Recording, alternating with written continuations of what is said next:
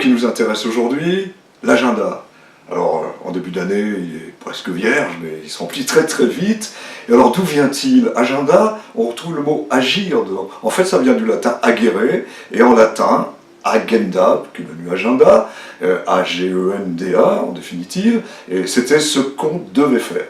Alors de là, évidemment, il y a eu un sens religieux au tout départ, c'était le registre dans lequel on reportait les différentes messes, les offices qu'on devait faire. Et puis le sens s'est élargi, et à ce moment-là, on retrouve dans nos tout premiers dictionnaires, 1680, c'est Richelet, la définition d'agenda, qui est déjà là, comme un mot français, on a oublié, si vous voulez, le latin, et ça nous donne pour l'agenda, donc, tablette, où l'on écrit les choses dont on veut se ressouvenir.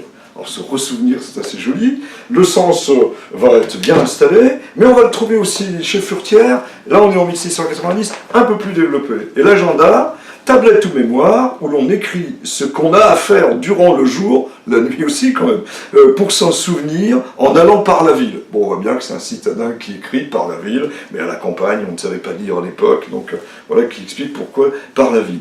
Le mot se développe, continue d'avoir sa force, sa vigueur, il va traverser les siècles, et on va se retrouver au XXe siècle, à la fin du XXe, avec un nouveau type d'agenda. L'agenda électronique. Et là, on change de mesure. Et alors, première fois qu'il apparaît, en regardant dans tous les petits Larousse, tous les petits Robert, année par année, bah, c'est et dans le petit Robert et dans le petit Larousse, et c'est en 2002. Et en 2002, on voit bien cette définition, donc, agenda, alors la définition traditionnelle, c'est toujours le petit carnet, mais c'est aussi agenda, donc, électronique, et on évoque l'ordinateur, et on met comme synonyme organiseur. Alors ça, c'est vraiment merveilleux, parce que organiseur, c'est un autre mot. Et lui, il était entré dans le Petit Larousse en 1997. Et dans le Petit Robert, là aussi c'est toujours très intéressant d'avoir plusieurs dictionnaires, eh bien le mot d'agenda renvoie à Alphapage, quelque chose qui a disparu, et qui était, dans le fond, ce premier petit boîtier électronique sur lequel on recevait des messages, l'ancêtre du réceptacle des SMS.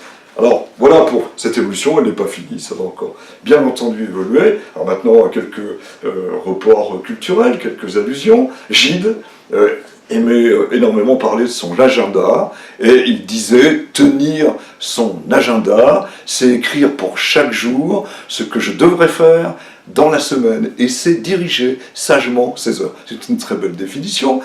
Ajoutons les auteurs de mots croisés qui nous disent mémoire de poche, bah, c'est assez vrai, et dans le fond, cette mémoire de poche, on la retrouve sur nos petits objets, et donc l'histoire se poursuit. Mémoire électronique, peut-être.